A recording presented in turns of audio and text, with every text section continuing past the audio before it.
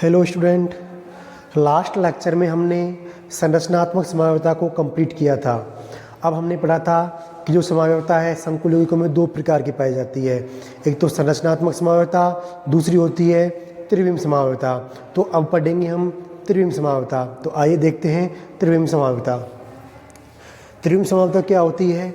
यौगिक जिनके अणुसूत्र समान होते हैं परंतु उनसे जुड़े समूहों की अंतरिक्ष में विन्यास अर्थात त्रिविम में भिन्नता पाई जाती है, ऐसे यौगिक त्रिविम समावयवी कहलाते हैं एवं यह घटना त्रिविम समावयवता कहलाती है।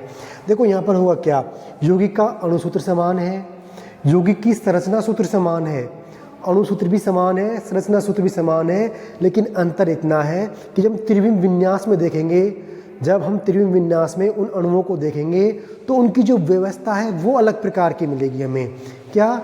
त्रिविम में विन्यास की जो व्यवस्था है वो अलग प्रकार की मिलेगी। देखिए किस प्रकार से, जैसे कि ये कोई धातु है, इससे जुड़ा हुआ ये लिगेंड है L1, L2, L3 और L4। यदि ये लिगेंड है तो इससे जुड़े हुए समूह कैसे हैं? ये लिगेंड 1 जुड़ा हुआ है, लिगेंड 2 जुड़ा हुआ है, लिगेंड 3 जुड़ा हुआ है, लिगेंड 4 जुड़ा हुआ है। इसका अणुसूत्र क्या होगा?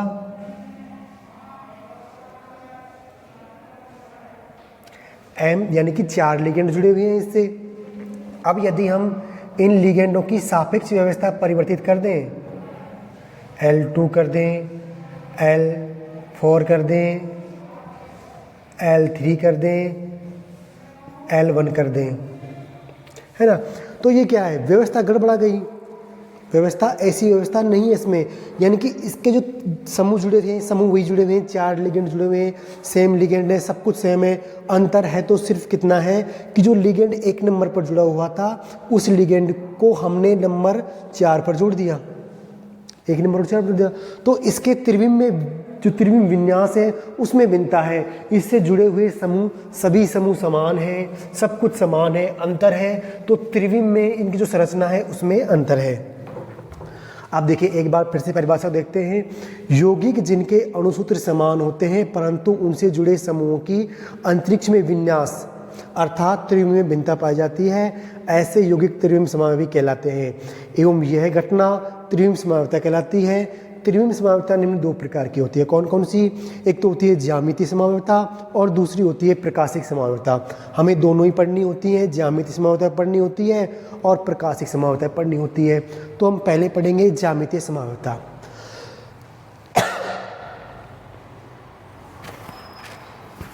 तो देखते हैं ज्यामितीय समावयवता। तो ज्यामितीय समावयवता क्या होती है? देखिए, 2 या 2 से अधिक यौगिक जिनके अणुसूत्र समान होते हैं, साथ ही साथ उनके रासायनिक गुण भी समान होते हैं, लेकिन उनके परमाणु या समूह के अंतरिक्ष में विन्यास की ज्यामिति में भिन्नता पाई जाती है। क्या? जो अंतरिक्ष में उनका विन्यास है उसकी ज्यामिति में भिन्नता पाई जाती है तो ज्यामितीय समावयवी कहलाता है। क्या कहलाएंगे? वे ज्यामितीय समावयवता कहलाती है। अब ये समावयवता उत्पन्न क्यों होती है? तो यह समावयवता यानी कि ज्यामितीय समावयवता लिगेंडों की सापेक्ष दूरी में बदलाव से उत्पन्न होती है। अब कैसे होती है देखिए,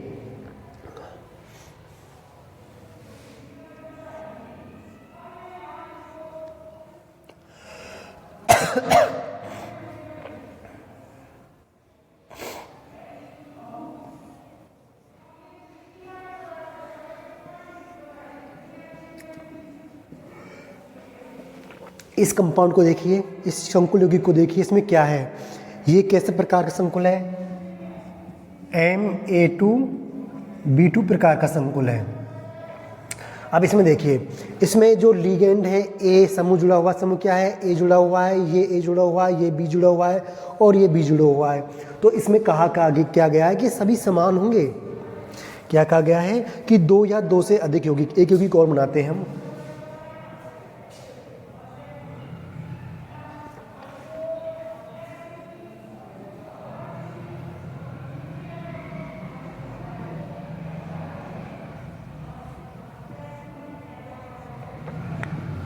अब देखिए, इसका यदि हम सूत्र लिखना चाहें तो क्या लिखेंगे?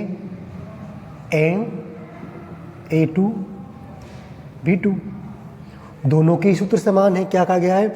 दो या दो से अधिक यौगिक जिनके अणुसूत्र समान होते हैं, साथ ही साथ इनके रासायनिक गुण भी समान होते हैं, लेकिन उनके परमाणु या समूह के अंतरिक्ष में विन्यास की ज्यामिति में भिन्नता पाई जाती है। अब इनका संरचना सूत्र भी समान है, अणुसूत्र भी समान है, लेकिन अंतर क्या है कि इनसे जुड़े हुए समूह हैं, उनकी जो अंतरिक्ष या त्रिविम में जो विन्यास है उसमें भिन्नता है। अब देखिए यहाँ पर ए व ए की सापेक्ष दूरी मिनिमम है।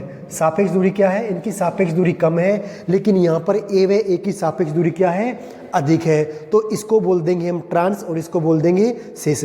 तो ये हो जाएंगे ट्रांस और सिस समावयवी। तो इस प्रकार से हमें देखनी है कि इनकी समावयवता किस प्रकार से पाई जाएगी। यह समावयवता लिगेंडों की सापेक्ष दूरी में बदलाव उत्पन्न होती है। यहाँ लिगेंडों के बीच की सापेक्ष दूरी कैसी है? कम है, और यहाँ लिगेंडों के बीच की सापेक्ष दूरी कैसी है? अधिक है। तो इनके बीच में जो समावयवता उत्पन्न हुई है वो किस वजह से उत्पन्न हुई है? लिगेंडों के बीच की सापेक्ष दूरी से। अब देखिए, अब हम विभिन्न प्रकार के यौगिकों में देखेंगे ज्यामितीय समावयवता।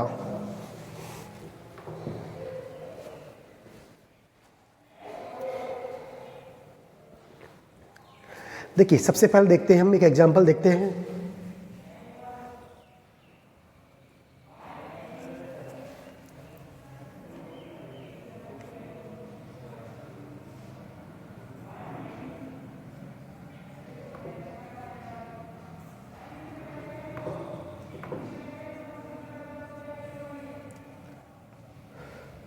हमने पहले थोड़ा सा गलत कर दिया था, उसको ऐसे बनाया था एरो को हमने बी की तरफ, वो ऐसे नहीं है, वो ऐसे है, ठीक है ना। उसको सही कर लेना, थोड़ी सी मिस्टेक हो गई, ध्यान नहीं दिया था इसलिए। अब देखिए, इस प्रकार से बनाएंगे हम, क्योंकि लिगेंड से मेटल की ओर आते हैं इलेक्ट्रॉन्स, इस प्रकार इस एरो दर्शाया जाता है। तो हमने एक संकुल लिया है, ये संकुल ऐसा है जिसकी समन्वय संख्या कितनी है? 2 है। CN कितनी है? 2 है। इसमें 2 लिगेंड जुड़े हुए। अब देखिए आप यहाँ पर, यदि इन लिगेंडों को इस L की जगह हम L2 ले आए और इस L2 की जगह L1 ले आए, तो इन दोनों लिगेंडों के बीच की जो सापेक्ष दूरी है वो परिवर्तित नहीं होगी। L1 व L2 के बीच की सापेक्ष दूरी किसी भी कंडीशन में परिवर्तित नहीं होने वाली है। देखिए, यदि मैं इसको ऐसे लिखूं तो L1 व L2 के बीच की दूरी तो उतनी ही है। तो लिगेंडों के बीच की यह समावयवता लिगेंडों के सापेक्ष दूरी से बदलाव उत्पन्न होती है। अब लिगेंडों के बीच की जो सापेक्ष दूरी है वो परिवर्तित नहीं हो रही है। तो इस प्रकार के यौगिकों में जिनकी CN यानी कि जो समन्वय संख्या है वो 2 है, उनमें ज्यामितीय समावयवता यानी कि GI अनुपस्थित है। इनमें GI अनुपस्थित है, एब्सेंट है। अब देखते हैं हम दूसरा एग्जाम्पल।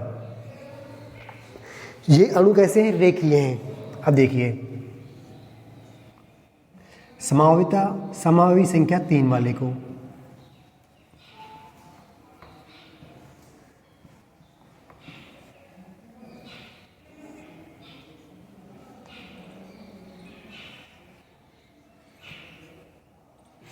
ये क्या है? ये सभी लिगेंड एक प्लेन में उपस्थित हैं। किसमें? एक प्लेन में। ये अणु एक प्लेन में है।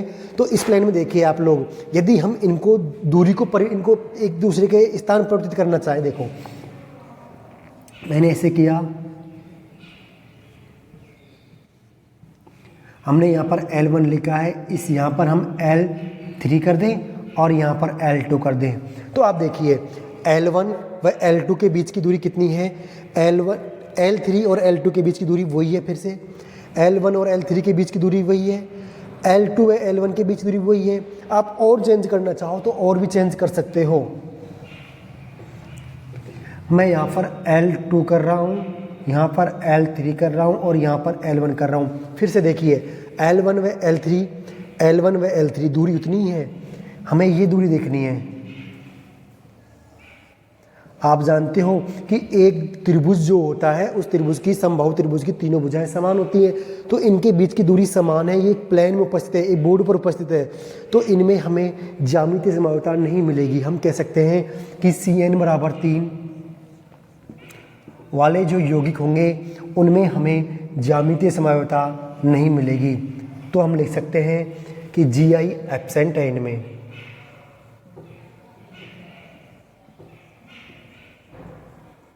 ये कैसे अणु हैं? ये रेखीय हैं।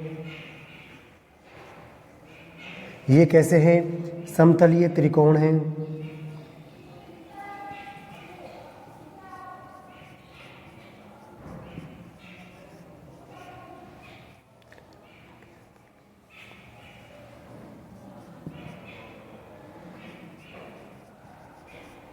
इन्हें आप समतलीय त्रिकोण लिख सकते हो, समतलीय त्रिकोण लिख सकते हो, कुछ भी लिख लीजिए। अब देखिए हम तीसरे नंबर पर, ये आएगी समन्वय संख्या 4, CN नंबर 4। अब CN नंबर 4 में दो कंडीशन होती हैं, आप आगे समझोगे कि समन्वय संख्या जो 4 होती है उसमें दो प्रकार से रचना होती है। एक तो होती है चतुष्फलकीय और दूसरी होती है वर्ग समतलीय। पहली कौन सी होती है? चतुष्फलकीय, और दूसरी होती है वर्ग समतलीय। तो पहले हम चतुष्फलकीय यानी कि टेट्राहेड्रल को देखते हैं। देखिए ये मेटल है, इससे जुड़ा हुआ ये लिगेंड है, एक लिगेंड ये है, एक लिगेंड ये है और एक लिगेंड ये है। आप जानते हो कि टेट्राहेड्रल जो संरचना होती है, चतुष्फलकी जो संरचना होती है, उसमें इन सभी के बीच का कोण 109.8 डिग्री होता है। तो इन सभी के बीच में कोण समान है, तो इन सभी के बीच की जो ये दूरी है, कौन सी दूरी है? इनके लिगेंडों के बीच की जो दूरी है वो कैसी होगी? वो हमेशा समान होगी। क्या होगी? हमेशा समान होंगी। तो हम कह सकते हैं कि समन्वय संख्या 4 और संरचना कैसी है? समन्वय संख्या 4 के लिए संरचना है हमारी चतुष्फलकीय।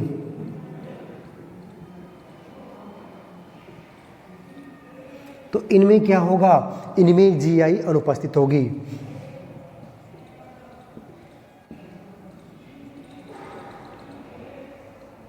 GI absent. अब देखते हैं हम अगला एग्जाम्पल जो कि होगा वर्ग समतलीय। तो वर्ग समतलीय देखते हैं। देखिए नंबर 4 हम संरचना बनाते हैं वर्ग समतलीय। N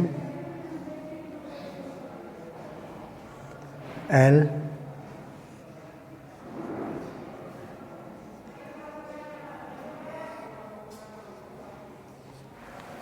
L हम इस प्रकार से इन लिगेंडों को दर्शा सकते हैं।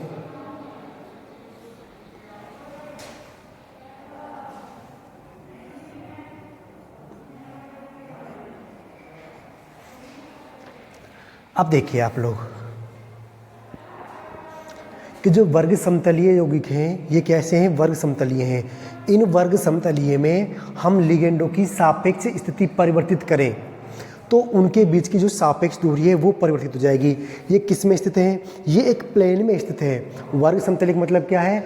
इस बोर्ड के प्लेन पर स्थित है और इनके बीच की जो दूरी है ये दूरी देखिए।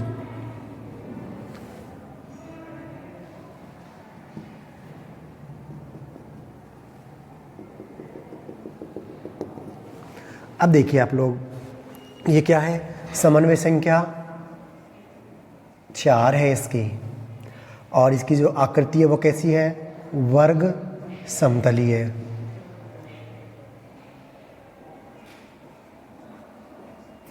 तो यहाँ पर क्या हुआ? यहाँ पर हमें GI प्रेजेंट है।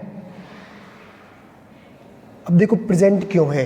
यहाँ पर देखिए यदि हम इस वर्ग समतलीय को वर्ग की एक भुजा माने, उसकी भुजा की दूरी a है, तो L3 व L2 के बीच की दूरी कितनी है? a है।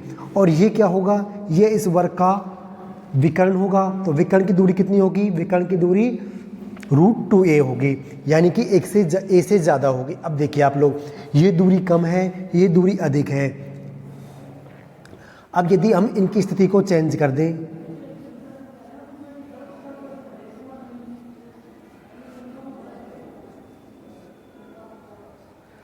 देखिए L4 L2 L3 L1। अब यहाँ पर देखिए आप लोग L3 L4 व L2 के बीच में पहले जो सापेक्ष दूरी थी वो कितनी थी? √2a थी। कितनी थी? √2a थी। लेकिन अब जो दूरी है L4 व L2 के बीच में वो कितनी हो गई? a हो गई, यानी कि दूरी परिवर्तित हो गई। तो जब सापेक्ष दूरी परिवर्तित हो जाएगी तो उससे क्या उत्पन्न होगी, उससे समवायता उत्पन्न होगी। अब ये समवायता हम कह सकते हैं कि इन यौगिकों में समवायता पाई जाती है।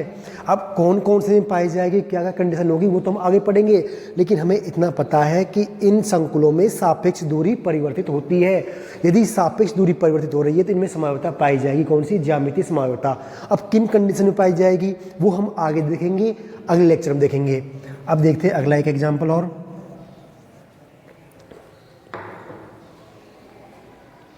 अब देखते हैं हम अष्टफलकीय संकुल।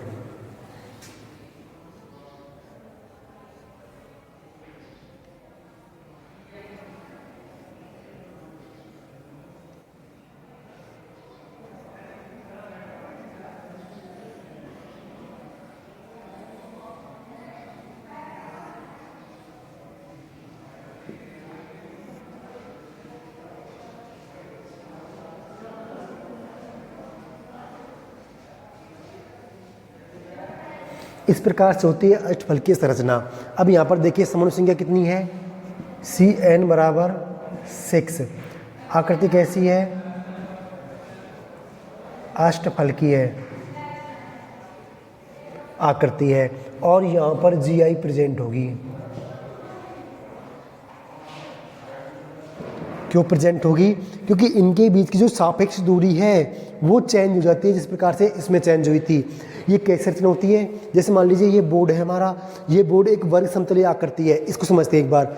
इस कोने पर L4 है, इस पर L3 है, इस कोने पर L2 है और इस कोने पर L1 है। तो ये तो हो गई हमारी वर्ग समतलीय। इसी प्रकार से यदि L1 इसी प्रकार से हो और जो L5 है वो ऐसे हो, बोर्ड के ऐसे हो, और एक L6 है वो ऐसे हो, तो उनसे क्या होगा, ये अष्टफलकीय संरचना होगी और इसमें इन लिगेंडों के सापेक्ष दूरी है वो परिवर्तित होगी। तो इस प्रकार से इनमें ज्यामितीय समवायता पाई जाती है। तो हम कह सकते हैं कि जो ज्यामितीय समवायता है वो इन दो कंडीशन में पाई जा रही है, यानी कि Gi इन दो कंडीशन में उपस्थित है। इन कंडीशंस में Gi नहीं पाई जाती है। तो आपको जो नोट्स लिखने हैं उन नोट्स में हमने जो पहले इधर की तरफ जो परिभाषा लिखी थी वो परिभाषा लिखनी है। उसके जस्ट बाद में जो एग्जाम्पल लिखा था उन एग्जाम्पल के जस्ट बाद में पहला एग्जाम्पल, दूसरा एग्जाम्पल, तीसरा एग्जाम्पल, चौथा एग्जाम्पल और पांचवा एग्जाम्पल, इन पांचों एग्जाम्पलों को लिख लेना है। और इनके बाद नीचे लिखना है, वो लिखना है कि समन्वय संख्या 4 के वर्ग समतलीय यौगिकों में और समन्वय संख्या 6 के अष्टफल के यौगिकों में Gi पाई जाती है, यानी कि ज्यामितीय समवायता पाई जाती है। और हम बोर्ड में लिख रहे हैं, इस प्रकार से इसे लिख देना है आपको। तो आपको ये लास्ट लाइन लिखनी है कि ज्यामितीय समवायता केवल वर्ग समतलीय व अष्टफल के संकुलों में पाई जाती है। वर्ग समतलीय के लिए समन्वय संख्या कितनी होगी? 4 होगी, और समन्वय संख्या 6 अष्टफलकीय के लिए होगी। अब हमें वर्ग समतलीय यौगिक और अष्टफलकीय संकुल यौगिक इन दोनों में ज्यामितीय समवायता का डिटेल से अध्ययन करना है। वो अध्ययन हम करेंगे नेक्स्ट लेक्चर में। तो इस लेक्चर के लिए इतना ही। Thank you.